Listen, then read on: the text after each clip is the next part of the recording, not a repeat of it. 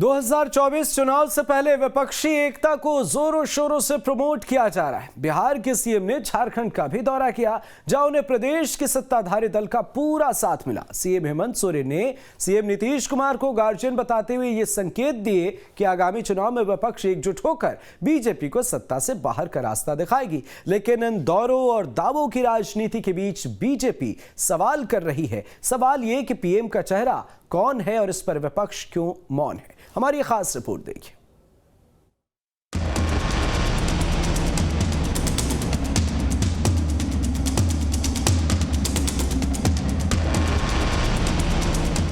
– 2024 का चुनावी शंखनाद हो गया है और पार्टियों ने चुनावी रण में अपना दम भी भरना शुरू कर दिया है। बीजेपी जहां एक बार फिर बहुमत की तैयारी कर रही है, तो वहीं विपक्षी दल इस बार विपक्षी एकता के जरिए बीजेपी को घेरने में जुटे हैं। अब पक्ष विपक्ष की ये राजनीति दिल्ली से बिहार के रास्ते झारखंड तक आ गई है।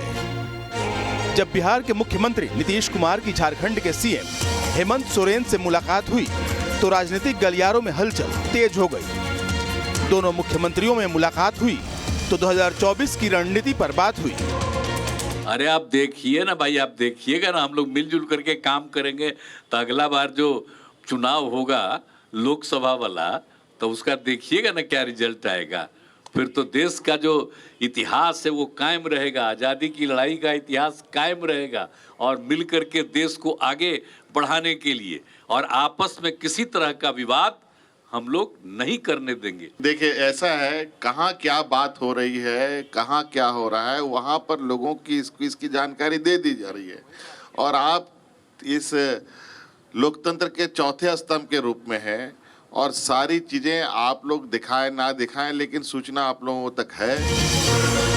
विपक्षी एकता के सूत्रधार नीतीश कुमार और सीएम हेमंत सोरेन एक सुर में केंद्र को घेरते हुए 2024 में ऐतिहासिक चुनावी नतीजे आने का दावा कर रहे हैं, तो वहीं दूसरी ओर बीजेपी को विपक्षी एकता का ये राग रास नहीं आ रहा। लिहाजा बीजेपी नीतीश कुमार और हेमंत सोरेन को जमकर आड़े हाथों ले रही है। साथ ही बीजेपी का ये भी कहना है कि पीएम का चेहरा कौन है, इस पर विपक्ष क्यों मौन है। आए और चले गए और झारखंड में नीतीश कुमार का कोई वजूद नहीं। लेकिन दुर्भाग्य है, नीतीश कुमार लगातार भ्रष्टाचार के खिलाफ लड़ते रहे और लालू यादव के गोद में जाकर बैठ गए, जो भ्रष्टाचार के प्रतीक। लोकतंत्र की हत्या करने वाली कांग्रेस और भ्रष्टाचार की प्रतीक कांग्रेस के इशारे पर कठपुतली की तरह नाच रहे। बीजेपी कितने भी जुबानी तीर दाग ले, लेकिन प्रदेश में सत्ताधारी दल के मंत्री और नेता बिहार के सीएम नीतीश कुमार के कसीदे पढ़ रहे हैं और दावा भी कर रहे हैं कि विपक्ष एकजुट होकर आने वाले चुनाव में बीजेपी को सत्ता से बाहर का रास्ता दिखाएगी। हमारे सीएम हेमंत जी से उन्होंने मुलाकात की है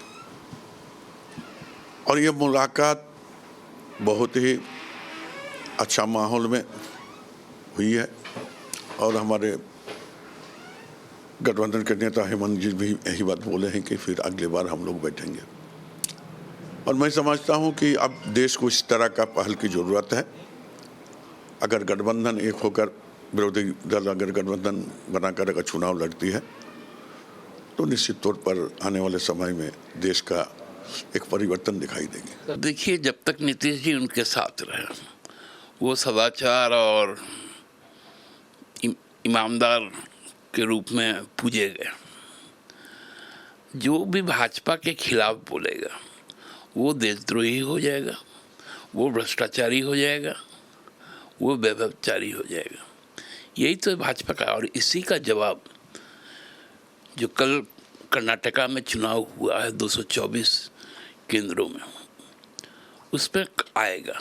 देखिए, कौन क्या बोलता है उस पर मैं टिप्पणी नहीं करना चाहता हूँ, लेकिन बिहार का मुख्यमंत्री कौन है, झारखंड का मुख्यमंत्री कौन है। कहने के लिए लोग बहुत कुछ बोलते हैं, लेकिन अपने गिरेबान में सबको झांकना चाहिए। यानी एक तरफ पूरा विपक्ष केंद्र को घेरने की कवायद में जुटा है, तो वहीं बीजेपी भी विरोधियों पर प्रहार करने से नहीं चूक रही। लेकिन इस बयानबाजी के बीच विपक्ष की ये एकता लोकसभा चुनाव को कितना प्रभावित करती है, ये तो आने वाला वक्त ही बताएगा।